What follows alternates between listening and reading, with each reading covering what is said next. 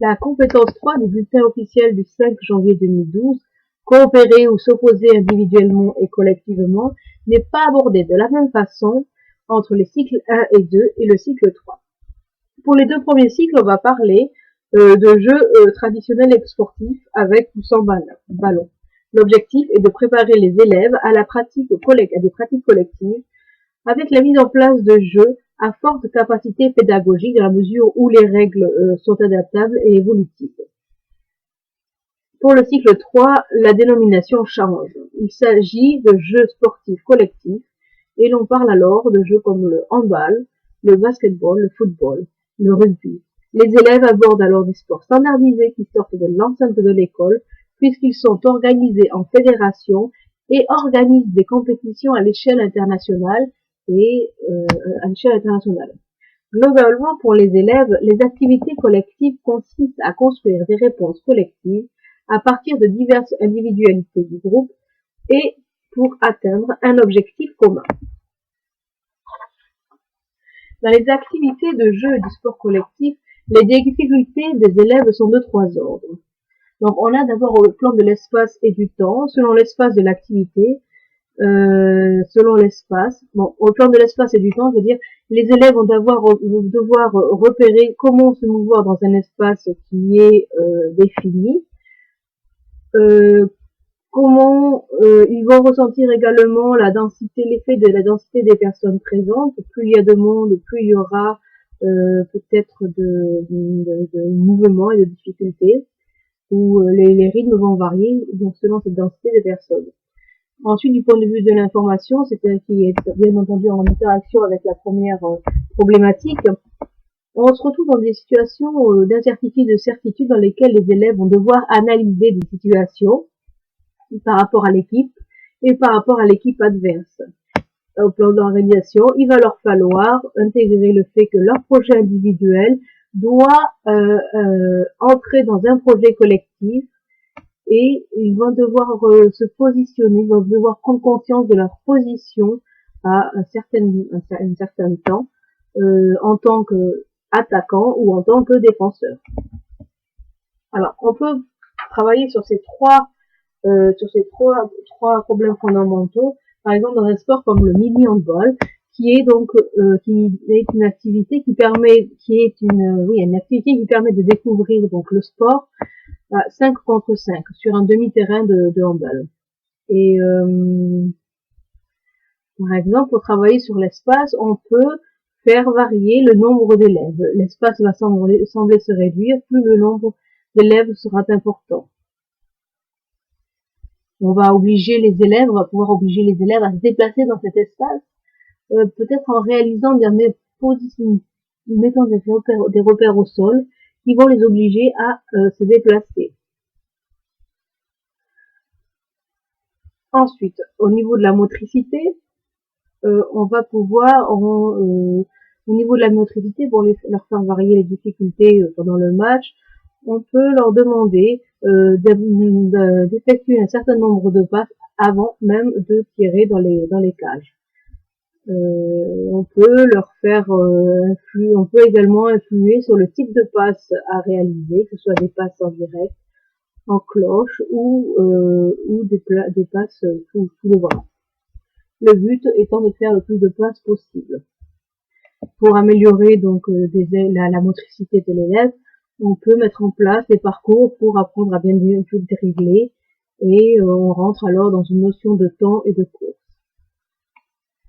Point de vue cognitif, donc ce qu'on disait, c'est que plus il y a de monde sur le terrain, plus il y a d'informations à gérer. Cependant, il faut aussi que les élèves comprennent bien quelles sont les règles, qui impose les situations, quelle est la position en tant qu'attaquant ou défenseur, quelles sont les observations qu'il doit réaliser et quelles sont les informations à communiquer à ses camarades pour pouvoir atteindre l'objectif commun qui est donc de marquer dans les cages. Au niveau de la situation qui est présentée, donc on peut se poser des questions au moment de la journée ou de l'activité réalisée. C'est vrai que bien souvent on met l'activité sport plutôt dans les après-midi ou en fin de journée. et parce que bon, c'est dans l'ordre des priorités. Cependant, il s'agit d'une première séance d'un sport collectif qui est le basketball. On ne connaît pas le passé donc des élèves par rapport aux activités collectives et on ne connaît pas non plus leur connaissance du jeu du basketball. C'est-à-dire on ne sait pas si les élèves connaissent les règles du basket. Donc il s'agirait plutôt en tant que première séance d'une activité quand même assez demandeuse du point de vue intellectuel et pour l'enseignant, c'est une première séance qui va lui permettre de réaliser des observations et d'effectuer une évaluation diagnostique. Au niveau de la mise en place de l'activité, donc on voit que c'est l'enseignant et 4 élèves qui vont chercher le matériel, de même que c'est l'enseignant qui semble quand même plutôt mener les activités les unes à la suite des autres. Or, il s'agit quand même d'une activité collective. Le basket est une activité collective qui demande qu'on travaille l'esprit d'équipe. Or, c'est pourquoi il est plutôt préconisé qu'il y ait des rôles qui soient assignés pour que les élèves se sentent tous concernés par l'objectif commun. Ainsi, on va mettre en place des rôles, comme par exemple le rôle de mettre l'attribution des tâches pour mettre en place de l'installation du matériel. On peut avoir également l'arbitre ou favoriser l'auto-arbitrage au niveau des élèves. On peut également mettre en place des rôles d'observateurs qui vont recenser les actions de leurs camarades. On peut quand même aussi rappeler que la mixité est quand même importante à l'école. Les garçons et les filles cohabitent toute la journée et il semble normal que lors des activités sportives, on tente de les laisser ensemble. Les façons de jouer souvent sont plus intéressantes et les communications sont différentes quand les groupes sont mixtes. Peut-être que ce serait aussi l'occasion d'observer quelles sont les inhibitions de chacun vis-à-vis de leurs camarades, quelles sont les problématiques des contacts. L'activité des filles, des matchs de filles, est une activité qui se réalise en 10 minutes, que celle des garçons se réalise en 12 minutes. Bon, on n'est pas dans une activité qui demande de la performance chiffrée, donc on peut quand même envisager de mettre le même temps en place entre les uns et les autres. Au niveau de l'organisation de la séance, on peut quand même dire que les consignes sont assez claires. Il est demandé donc que les élèves n'utilisent que les mains. On pourrait insister sur le fait de la sécurité, que quand on joue au basketball, il faut des chaussures adéquates, que quand on joue, on ne peut pas jouer avec le pied, parce que cela provoque des situations dangereuses.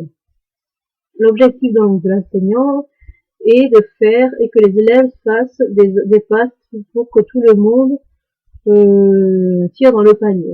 Je pense que l'objectif du basketball n'est pas forcément celui-ci, mais cela va dépendre des exercices. L'objectif dans le basketball, c'est effectivement de réaliser des paniers, mais c'est surtout que le plus de personnes, en disant l'objectif à l'école, c'est que le plus de personnes aient le ballon avant d'aller au panier. Alors, au niveau des exercices qui sont proposés par l'enseignant, donc il met les élèves en deux colonnes, et il les fait partir deux par deux, donc avec son sifflet. Bon, c'était donc un des rôles d'organisateur à mettre en place pour lancer peu à peu tous les groupes. Donc, les élèves partent deux par deux et réalisent des passes avant de tirer dans un panier. Bon, on aimerait savoir le nombre de buts qui ont été marqués. Deuxième activité, qui commence 10 minutes après la première, on demande aux élèves qu'il y ait de rebonds qui soient effectués au sol avant de réaliser une passe. La difficulté, c'est que les élèves dribblent, mais dribblent assez mal. Ils n'ont pas encore la motricité nécessaire, l'expérience nécessaire pour dribbler leur ballon, si bien qu'ils les perdent, et cela provoque un enchaînement de situations qui fait que les autres élèves attendent de plus en plus longtemps. Donc, il faut dire que l'exercice est plus difficile que le premier, puisque on se retrouve dans le cas où l'élève doit à la fois travailler donc sur sa motricité, donc lorsqu'il fait dribbler le ballon, mais également du point de vue de l'information, puisqu'il doit regarder le ballon et en même temps, il doit situer l'adversaire avec qui il joue, le partenaire avec qui il joue.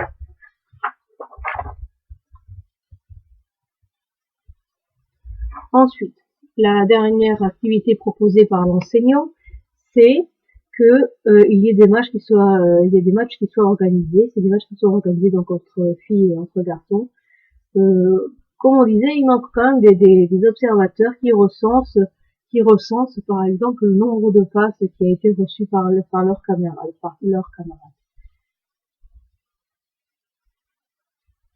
Après, bon, la dernière remarque de l'élève qui est rapportée, comme quoi il a marqué tous les paniers, bon, ça est typique d'un élève très égocentrique qui est plus dans l'appropriation du ballon que dans l'esprit d'équipe. Donc c'est vrai que on observe que pour cette première séance, les élèves sont assez caractéristiques dans leur comportement et effectivement ne veulent pas partager la balle.